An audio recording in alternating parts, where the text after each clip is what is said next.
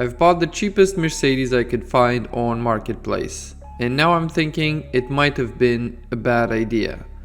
This is what we've done so far. The timing was completely off, so we took that apart and replaced it with original Mercedes parts, reassembled the engine and gave it a try. I quickly realized that it has bent valves on 2 of the cylinders, so I removed the head, gave it a clean, and replaced the bent valves. I then reassembled the whole engine and gave it another try.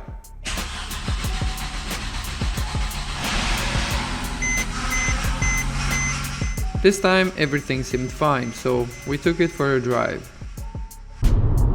Check engine light on. Okay. Yeah, it's misfiring. But that wasn't a big deal. A new coil and the misfire was gone.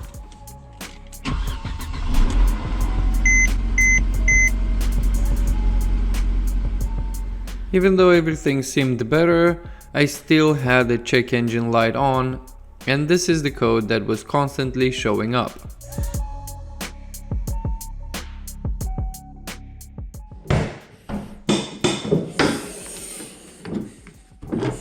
After the engine is hot, the code comes back with timing from the exhaust camshaft. It says that the exhaust camshaft is not in line with the crankshaft, and that can be a few things. And I've checked so many ways. So the camshaft is in question is here, the exhaust one. And it can have problems with the magnetic actuator, which is this thing here, which I've replaced and nothing. Then it can have problem with the position sensor, which is this one here. I've replaced nothing. And then I checked the wiring on the exhaust camshaft sensor and also on the magnetic actuator. And both of them are completely fine. And the code still comes on. Now I've also changed the timing and the sprockets, and everything is new on the timing, and it's been timed, and I timed it a few times because I thought maybe it's just a millimeter off and it can't adjust to one side that much, and I had to move the sprocket a little bit. The sprocket has a pin to guide you for the right position when it's connecting to the camshaft, and so I thought it can't be that. And so after trying and trying and trying, what I came to believe is that the sprockets are defective. Even though they're new, they're not good. I mean, the intake one is good, but the exhaust one is bad. And so what I did to kind of confirm this is to use the old one on the exhaust. And there is a difference, but it's an old one, so it still has problems. It still doesn't work right, because that's why I changed them in the first place. But it's different problem. Now this one is defective, and the one that's on the car now is defective. And so I ordered new ones, but this time I went with original Mercedes parts.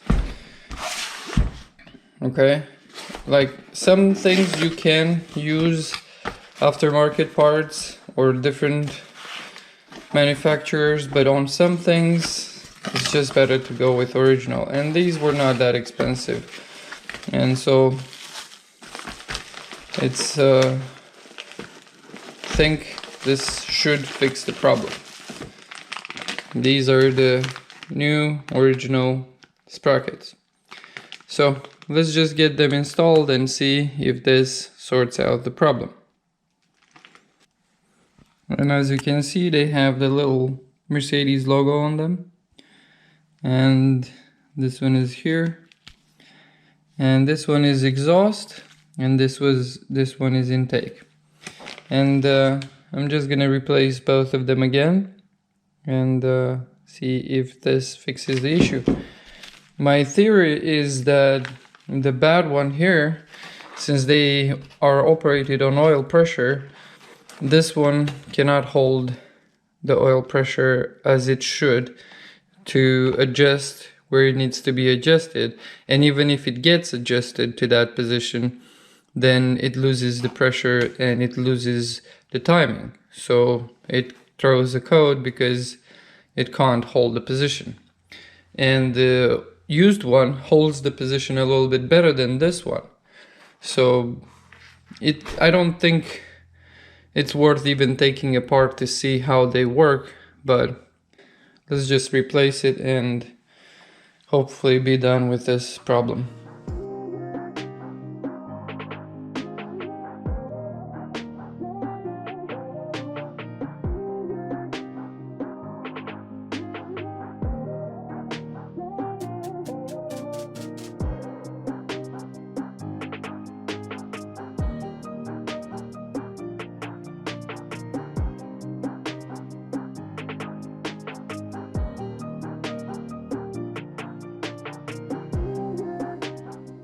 Okay, as you can see, both gears are removed.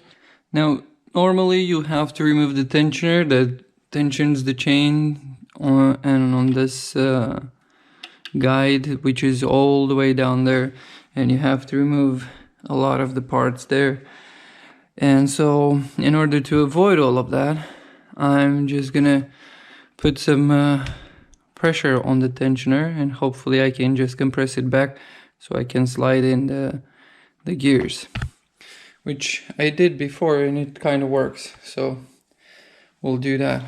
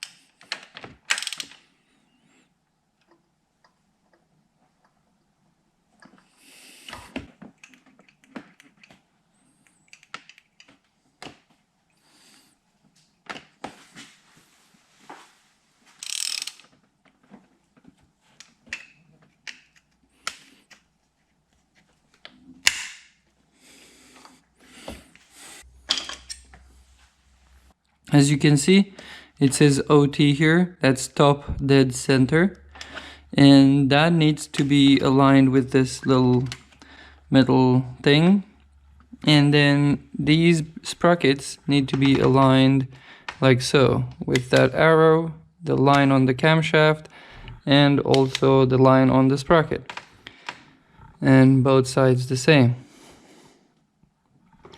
And that's how the engine is timed. Now hopefully, since these are new, original Mercedes parts, will work perfectly fine. We'll see.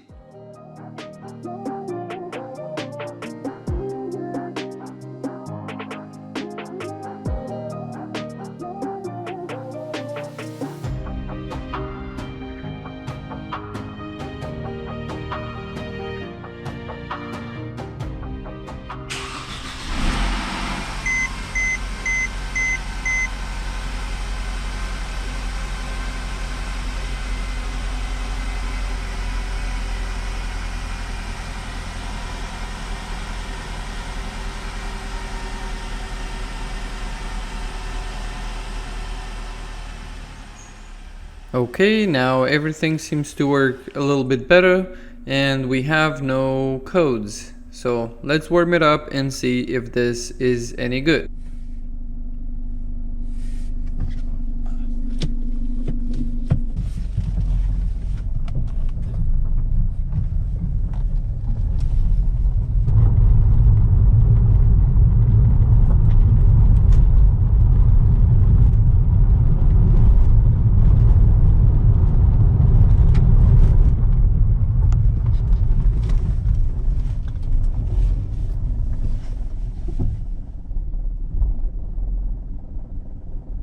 Did you hear that?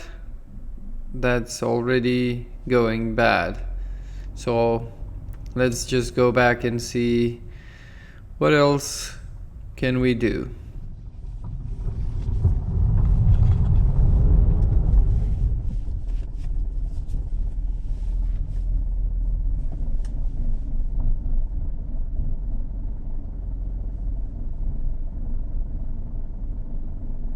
We've changed the sprockets with original sprockets from Mercedes, and the code for the exhaust camshaft still comes on after the engine is fully warmed up. So at this point, I'm thinking only lack of oil, but if that's the case, why is it only coming onto the exhaust and not onto the intake as well? So it's not that low. But I thought about it, and since we already changed the oil filter, we changed the oil, I thought maybe the oil is too thin or something. Or since we haven't fully disassembled the lower portion of the engine to see if the pickup tube is clean or not, I thought maybe the pickup tube has some stuff in it that doesn't help with the oil pressure. That's like stopping some of the oil going through, and a little bit of oil pressure is going down. So what I did is go ahead and pull the pan, and as you can see here, I didn't find any plastic bits, but there is a lot of sludge, so that's a good thing. It's gonna get cleaned. And then since the pickup tube didn't look very bad, I also pulled the oil pump and took it apart and see if the oil pump is causing the lack of oil pressure, right? But unfortunately, the oil pump looks very good. It doesn't have much wear. Like, the blades are completely fine. I pulled and inspected them. They're not scored or anything, so it doesn't look like it's coming from the oil pump. The oil pump seems fine. And then if you look at the pickup tube, it didn't have much debris in it. Like, barely any. That's all I found in it. So the oil was going through fine. But then I talked with my neighbor, Nick, and he has a little bit more experience with Mercedes than I do. And immediately he thought, after I explained that the engine is not doing its thing when hot, it's basically doing everything fine when cold, but when hot, the code comes on the exhaust only. And he was telling me that it's definitely something to do with oil pressure. I'm definitely losing some oil pressure somewhere. And he said either oil pump or check the bearings.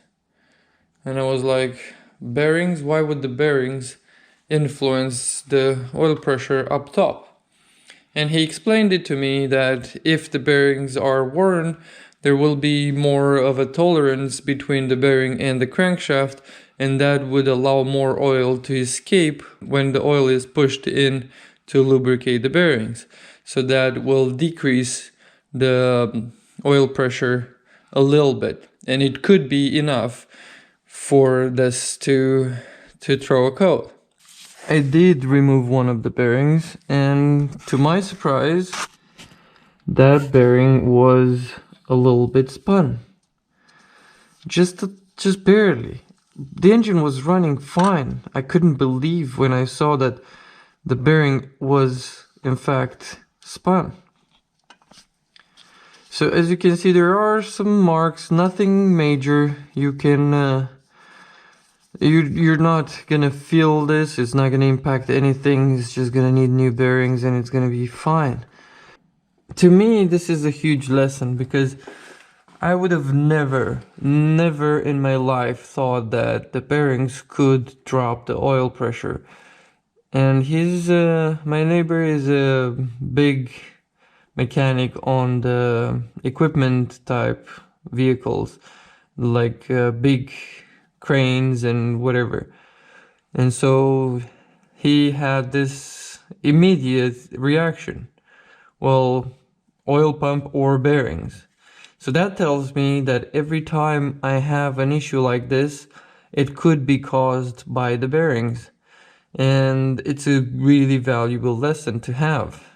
I think this will help a lot diagnosing future engines. So I thought I would share that with you, and hopefully that helps you in some of your repairs as well. Because it can be, everything can be completely fine like it was on this engine, but that code would still come back when hot. And I changed all the sensors, I changed everything possible, and still exactly the same. Like I have never touched the source of that problem. And in fact I didn't, because it was from the bearings, from what I understand now. But we'll see, because I'm gonna put the new bearings in and change the oil again and see if this is the cause. I would be really surprised if everything works completely fine even when the engine is hot. But let me show you the bearings as well. Now this is one connecting rod. As you can see, it's a tiny bit dark in color, but that's not bad. I mean, it didn't have the time to destroy anything else. Like you can see the tab is completely gone. It's like it's bent inwards, so it definitely spun, and you can see it's down to copper, and it barely smoked a little bit. So yeah, I think this was caught in perfect time. And it's strange to me that this was there even when the timing failed. So it's like everything failed at once. They ran the car with low oil or very sludgy oil, and it wouldn't do its thing and destroyed everything, bearings. And good thing the timing failed first, I think, because this would have destroyed the crankshaft. So let's take apart the rest and see what else we can find. The oil pump needs to be cleaned and reassembled. It's completely fine. I'm surprised that it's not bad. And yeah, just clean it really well and put it all back together.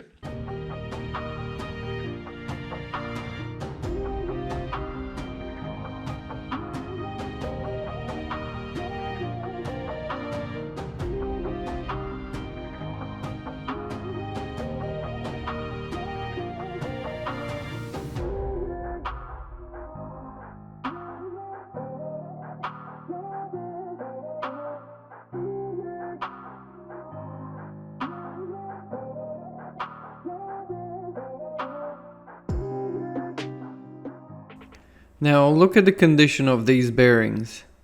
I'm 100% sure that this is the problem. And I'm very surprised that this is the case, because the engine was running just fine. But I'm very happy that we caught this and now it's all fixed. And also all of that sludge from the oil pan got cleaned out, and now the engine should run way better.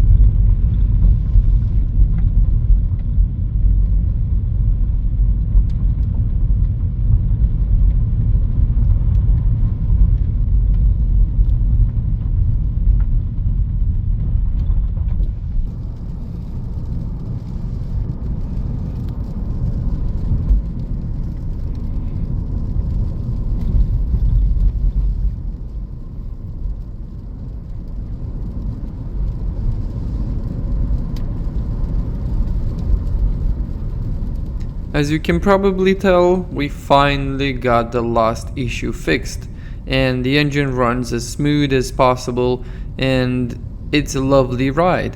I didn't think I'm gonna like it, but I do like how it rides. And it was a challenge, to say the least, because I've been taking the engine apart so many times. I've already learned so much about this car, and not only about this car, in general about how engines work.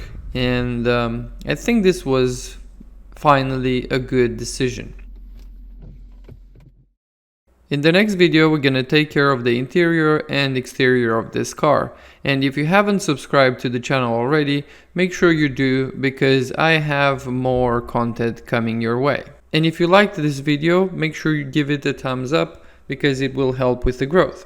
As always, thank you for watching, and I'll see you in the next one. I wanna be the greatest. Everybody on the fake shit. I look around and feel like everybody is the fakest. I make this every day and I'm impatient, hoping one day I blow up from the basement. Statement, the top is so vacant. I don't hear shit that I think is amazing. Waiting for my day when I'm playing sold out shows for 1,000 faces. Hey.